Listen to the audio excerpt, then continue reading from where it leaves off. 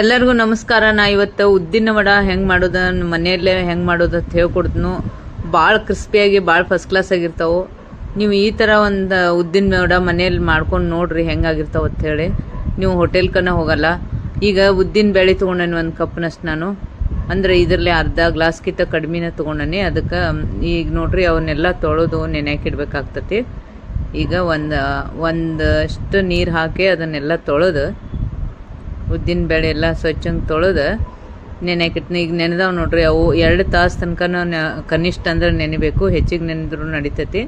ಈಗ ನೆನೆದಿದ್ದನ್ನು ನಾನು ಏನು ಮಾಡಾಕ್ತೇನೆ ಅಂದ್ರೆ ಮಿಕ್ಸಿ ಜಾರಿಗೆ ಹಾಕಿ ಸ್ವಲ್ಪ ನೀರು, ಎಷ್ಟು ಬೇಕು ಅಷ್ಟು ನೀರು ಹಾಕಿ ಆದಷ್ಟು ಗಟ್ಟಿನ ಮಾಡ್ಕೋಬೇಕ್ರಿ. ನೀವು ನೋಡಿ ನೀರು ಹಾಕ್ರಿ, ಗಟ್ಟಿಯಂಗೆ ಮಾಡಿ ಅದನ್ನ ರುಬ್ಬಿಟ್ಕೋಬೇಕು.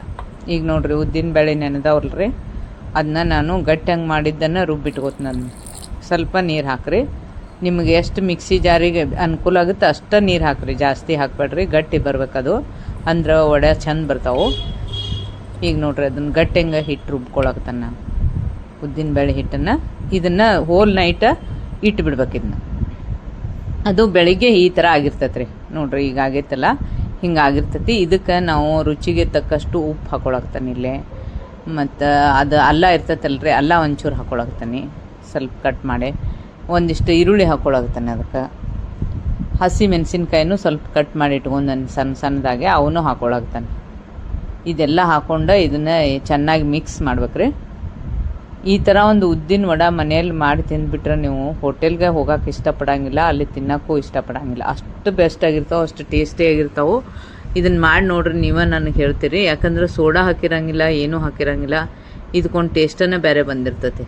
ಈ ಥರ ಇದು ಫೇಲ್ ಆಗೋಕ್ಕೆ ಸಾಧ್ಯ ಇಲ್ಲ. ಒಂದು ಸಲ ನಿಮಗೆ ಬರಲಿಲ್ಲ ಅಂದರೂ ಸೆಕೆಂಡ್ ಟೈಮ್ ಆದರೂ ಇದನ್ನು ಮಾಡಿ ನೋಡಿ ಮನೆಯಲ್ಲೇ ಉದ್ದಿನ ವಡ ಮಾಡ್ಕೊಂಡು ತಿನ್ನಿರಿ.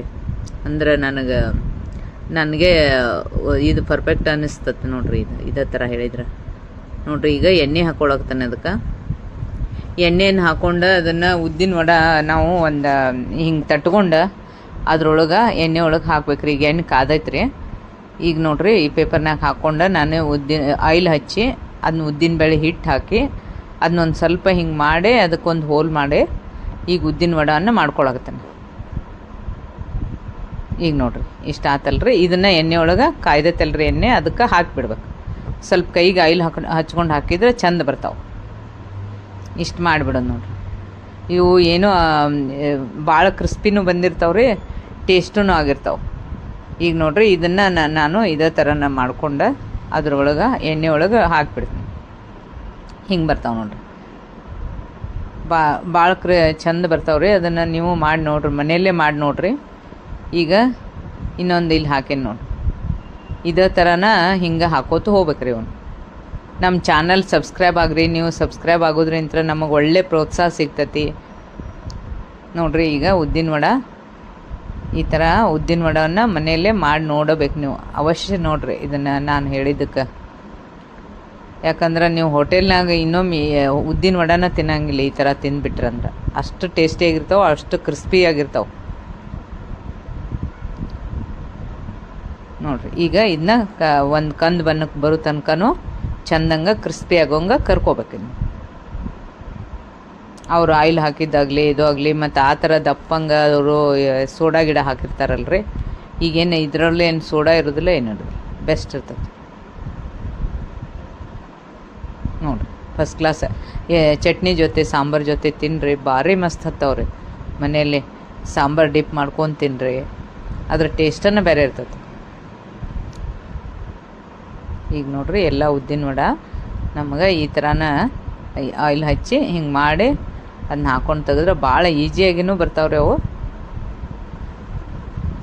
ಈಗ ನೋಡ್ರಿ ಇದಕ್ಕೆ ಹಿಂಗೆ ಹಾಕ್ಕೊಂಡೆ ಹಗುರ ಹಾಕ್ಬೇಕು, ಅದ್ರೊಳಗೆ ಕ್ರಿಸ್ಪಿ ಆಗೋಂಗೆ ಕರ್ಕೋಬೇಕು. ಈಗ ನೋಡ್ರಿ ಇದು ಕಂದು ಬಣ್ಣಕ್ಕೆ ಬರಾಕತ್ತು.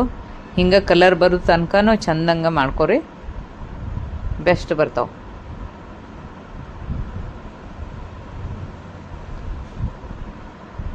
ಈಗ ನೋಡ್ರಿ ಇದನ್ನು ಈ ಥರ ಈ ಕಡೆ ತಿರುಗಿಸಿ ಇದನ್ನು ಈಗ ನಾ ತಗೋತೀನಿ ನೋಡ್ರಿ. ಇದಕ್ಕೆ ಕಂದು ಬಣ್ಣ ಬರೋ ತನಕನೂ ಕರಿಯಾಕತ್ತಾನೆ. ಸೇಮ್ ಉದ್ದಿನ ವಡ ನೋಡ್ರಿ ಎಷ್ಟು ಚಂದ ಕಲರ್ ಬಂದವು, ಎಷ್ಟು ಭಾರಿ ಆಗ್ಯಾವ ನೋಡ್ರಿ.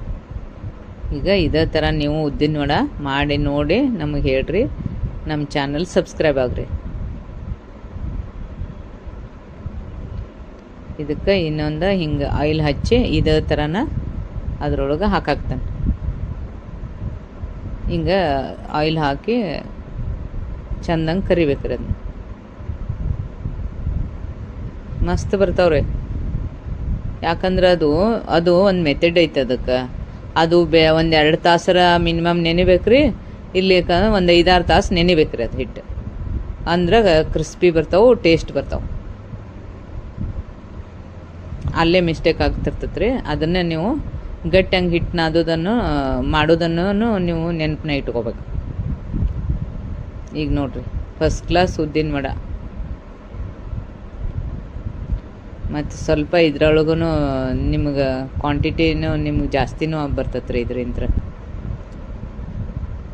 ಈಗ ನೋಡ್ರಿ, ಉದ್ದಿನ ವಡೆ ಕ್ರಿಸ್ಪಿ ಆಗಿರುವಂಥ ಒಳ್ಳೆ ಒಂದು ಮನೆಯಲ್ಲಿ ಮಾಡಿದಂಥ ಉದ್ದಿನ ವಡೆ ಈಗ ರೆಡಿ ಆಗ್ಯಾವ. ಇದನ್ನ ಚಟ್ನಿ ಜೊತೆ, ಸಾಂಬಾರ್ ಜೊತೆ ತಿಂದ್ರೆ ಭಾರಿ ಆಗಿರ್ತಾವ್ರಿ. ಈಗ ನೋಡ್ರಿ ಎಷ್ಟು ಕ್ರಿಸ್ಪಿ ಆಗ್ಯಾವ ನಿಮಗೆ ಹೇಳ್ತೀನಿ, ತೋರಿಸ್ತೀನಿ ನಾನು. ಈಗ ಚಟ್ನಿನೂ ಸಾಂಬಾರು ಎರಡೂ ಮಾಡೇನಿ ನಾನು.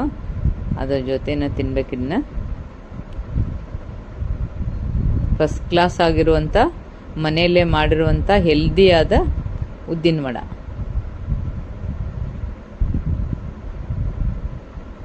ನೋಡ್ರಿ ಹೆಂಗಾಗವು. ಈಗ ಸಾಂಬಾರ್ ಜೊತೆ, ಚಟ್ನಿ ಜೊತೆ ಸರ್ವ್ ಮಾಡ್ಬೋದು.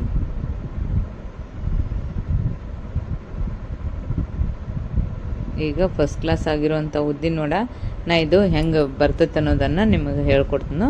ಅದನ್ನ ಒಂದು ಸ್ವಲ್ಪ ಹಿಂಗೆ ಮುರಿದು ತೋರಿಸ್ತೀನಿ ನೋಡ್ರಿ. ಒಳಗೂ ಎಷ್ಟು ಬೆಂದೈತಿ, ಕ್ರಿಸ್ಪಿ ಆಗೈತಿ. ಇದೇ ಥರನ ನೀವು ಮಾಡಿ ನೋಡ್ರಿ ಎಷ್ಟು ಫಸ್ಟ್ ಕ್ಲಾಸ್ ಆಗೈತೆ ನೋಡ್ರಿ.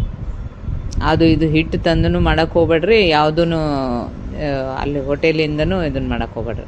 ಮನೇಲಿ ಮಾಡಿ ನೋಡ್ರಿ, ನಿಮ್ಗೆ ಗೊತ್ತಾಗತ್ತೆ ಅದ್ರದ್ದು ಟೇಸ್ಟ್. ಈಗ ನಾನು ಇಡ್ಲಿ ಜೊತೆ ಇದನ್ನು ವಡೆ ಇಟ್ಟು ತೋರ್ಸಾಕ್ತೇನೆ. ಇಡ್ಲಿ, ವಡೆ, ಚಟ್ನಿ, ಸಾಂಬಾರು ಈ ಥರ ತಿಂದುಬಿಟ್ರೆ ಎಲ್ಲೂ ಹೋಟೆಲದ್ದು ಹೋಟೆಲದ್ದು ನೀವು ಇಷ್ಟನ ಪಡಂಗಿಲ್ಲ, ಅಷ್ಟು ಟೇಸ್ಟಿಯಾಗಿರ್ತಾವೆ. ಈಗ ಉದ್ದಿನ ವಡೆ, ಸಾಂಬಾರು, ಇಡ್ಲಿ, ಚಟ್ನಿ ಪೂರ್ತಿಯಾಗಿ ನಾನು ಮಾಡಿ ತೋರ್ಸಾಕ್ತೇನೆ ನಿಮ್ಗೆ. ನೋಡ್ರಿ ಫಸ್ಟ್ ಕ್ಲಾಸ್ ಆಗಿರ್ತಾವೆ. ನೀವು ಮನೇಲಿ ಮಾಡಿ ನೋಡೋದು ಮರಿಬೇಡ್ರಿ.